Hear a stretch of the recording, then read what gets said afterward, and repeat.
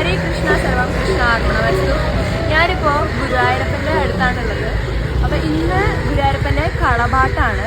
അപ്പോൾ ഇന്നത്തെ പ്രത്യേകത എന്താണെന്ന് വെച്ചാൽ ബാക്കിയുള്ള ദിവസങ്ങളിൽ ഭഗവാനെ കളഭം കൊണ്ട് അലങ്കരിക്കുകയാണ് ചെയ്യുന്നത്.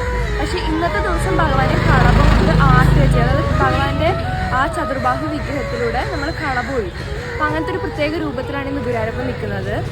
അപ്പോൾ ഇത് വർഷത്തിലൊരിക്കലും മാത്രമാണ് ഗുരുവായൂരപ്പന് കളഭാട്ട് ഉണ്ടാവാറുള്ളൂ. അപ്പോൾ ഇതിൻ്റെ പ്രത്യേകത എന്താണെന്ന് വെച്ചാൽ ഭഗവാനെ ആട്ടുന്ന കളഭം ഉണ്ടാക്കുന്നത് കാശ്മീരി കുങ്കുമം വച്ചിട്ടും മൈസൂർ ചന്ദനം വെച്ചിട്ടും പനിനീർ പച്ച കർപ്പൂരമൊക്കെ വെച്ചിട്ടാണ് ഭഗവാന്റെ കളഭം ഉണ്ടാക്കുന്നത്. അതുപോലെ കളഭത്തിന് മന്ത്രപൂജയൊക്കെ ചെയ്തിട്ടാണ് ഭഗവാന് എന്താ പറയുക അഭിഷേകം ചെയ്യുന്നത്. അപ്പോൾ ഇന്ന് ഗുരുവായൂരപ്പൻ്റെ കളഭാട്ട് കാണാൻ പറ്റി. ഭഗവാന്റെ ആ എന്താ പറയുക ആ ചതുർബാഹു വിഗ്രഹത്തിൻ്റെ പുറത്ത് ഇതിന് മുഴുവനും ആ കളഭം കൊണ്ട് നിറഞ്ഞു നിൽക്കുന്ന ഒരു രൂപം കാണാനായിട്ട് സാധിച്ചത് ഞാൻ കാണുകയാണ്.